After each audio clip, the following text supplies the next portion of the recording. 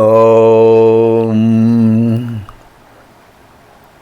శ్రీ గురుభ్యో నమః. వాగర్థావివ సంపృక్తౌ వాగర్థ ప్రతిపత్తయే జగతః పితరౌ వందే పార్వతీ పరమేశ్వరౌ.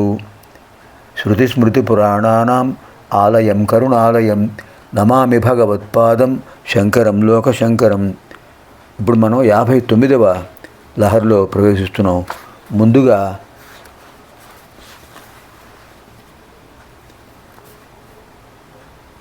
షట్పది శ్లోకాల్లో సప్తమ శ్లోకం అంటే 6 శ్లోకాల్లో శ్రీ మహావిష్ణువుని స్తుతించారు శంకర్ల వారు. 7వ శ్లోకం ఫలశ్రుతి. ఏ స్తోత్రానికైనా ఫలశ్రుతి ఉంటుంది. విష్ణు సహస్రనామం, లలితా సహస్రనామం, దుర్గా సప్తశతి, మణిద్వీపవర్ణనం, ఏదైనా చూడండి, అన్నిట్లోనూ చివర ఫలశ్రుతి ఉంటుంది. శ్రద్ధాభక్తులతో ఈ స్తోత్రాన్ని చదివిన వాళ్ళకి ఇటువంటి ఫలితం వస్తుందని వ్యాసుల వారు చెప్తుంటారు. అలాంటి ఫలశ్రుతి శ్లోకం శంకర్ల వారు 7వ శ్లోకంలో ఇచ్చారు. నారాయణ కరుణామయ శరణం కరవాణి తావకౌ చరణౌ ఇది షట్పదీ మదీయే వదన సరోజే సదా వసతు. నారాయణ కరుణామయ శరణం కరవాణి తావకౌ చరణౌ ఇది షట్పదీ మదీయే వదన సరోజే సదా వసతు. ఓ స్వామి నారాయణ కరుణాసాగర, తావకౌ చరణౌ శరణం కరవాణి, మీ పాదాలను శరణు పెడుతున్నాను స్వామి. ఇతి అని షట్పదీ, ఈ అద్భుతమైన షట్పదీ స్తోత్రం మదీయే వదన సరోజే, నా ముఖపద్మంలో సదావసతు, ఎల్లప్పుడూ ఉండునుగాక. ఎప్పుడు నేను స్తోత్రం చేస్తుండే అవకాశం కలిగించు స్వామి అని అర్థం. నారాయణ కరుణామయ శరణం కరవాణి తావకౌ చరణౌ ఇది షట్పదీ మదీయే వదన సరోజే సదావసతు. ఇది శ్రీమద్ శంకరాచార్య విరచితం షట్పదీ స్తోత్రం సంపూర్ణం. ఇప్పుడు మనం 59వ లహరిలో ఉన్న విశేషం తెలుసుకుందాం.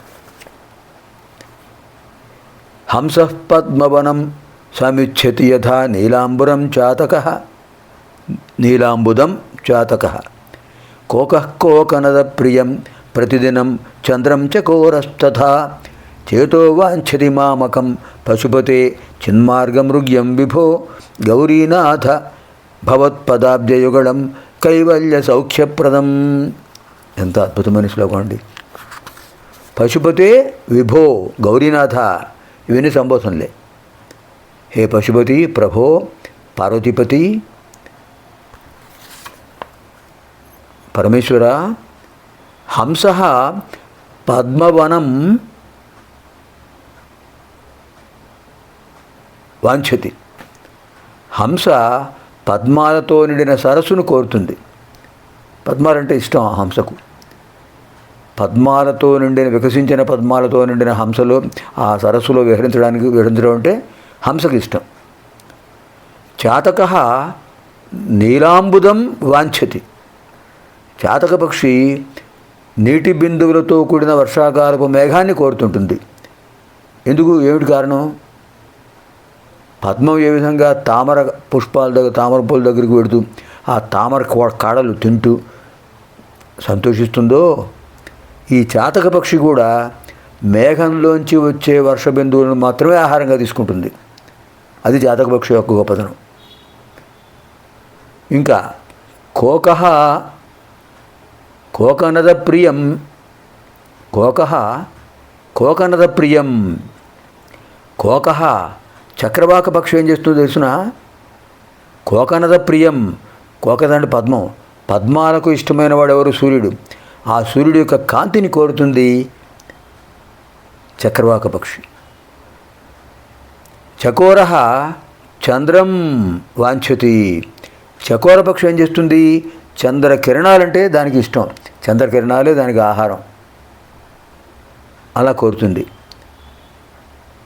యథా వాంఛతి, ఏ విధంగా అవన్నీ నిత్యం వాంఛతి ఎలా కోరుతున్నాయో, తథా ఆ విధంగా మామకం చేతః, మామకం నా యొక్క చేతః మనస్సు, చిన్మార్గం మృగ్యం, చిన్మార్గమృగ్యం జ్ఞానమనే మార్గంతో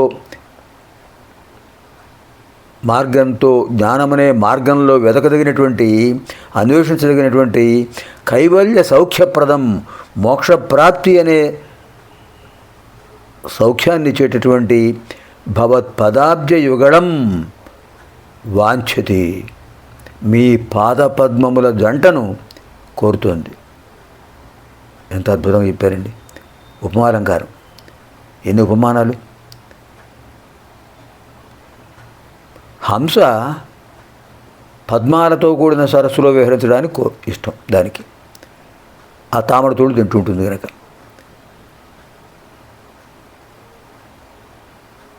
చాతక పక్షి ఏం చేస్తుంది? నల్లటి మేఘాలలో మేఘం దగ్గరికి వెళ్ళాలని కోరుతుంది. వర్షబిందువులు దానికి ఆహారం కనుక. ఇంకా చక్రవాక పక్షి ఏం చేస్తుంది? సూర్యకిరణాలంటే దానికి ఇష్టం, అదే ఆహారంగా భావిస్తుంది కనుక అక్కడికి వెడుతుంటుంది. సూర్యోదయం సూర్యాస్తమయం ఆ సమయంలో పక్షి ఆ కిరణాలు ఆహారంగా తీసుకుంటుంటారు. ఇంకా చకోర పక్షి ఏం చేస్తుంది? చంద్రకిరణాలే ఆహారంగా చేసుకుంటుంటుంది, రాత్రిపూట తిరుగుతుంది వెన్నెలలో. మరి నా మనస్సు మీ పాదపద్మముల జంటను కోరుతోంది. ఎందుకు? మోక్షాన్ని అనుగ్రహిస్తారని. అద్భుతమైన భావన. హంస పద్మవనం సమిచ్ఛతి యథా నీలాంబుదం చాతక కోకః కోకనద ప్రియం ప్రతిదినం చంద్రం చకోరస్తథా చేతో వాంఛతి మామకం పశుపతే చిన్మార్గమృగ్యం విభో గౌరీనాథ భవత్పదాబ్జయుగళం కైవల్య సౌఖ్యప్రదం. పునర్మిలామः ఆగామిని కార్యక్రమే.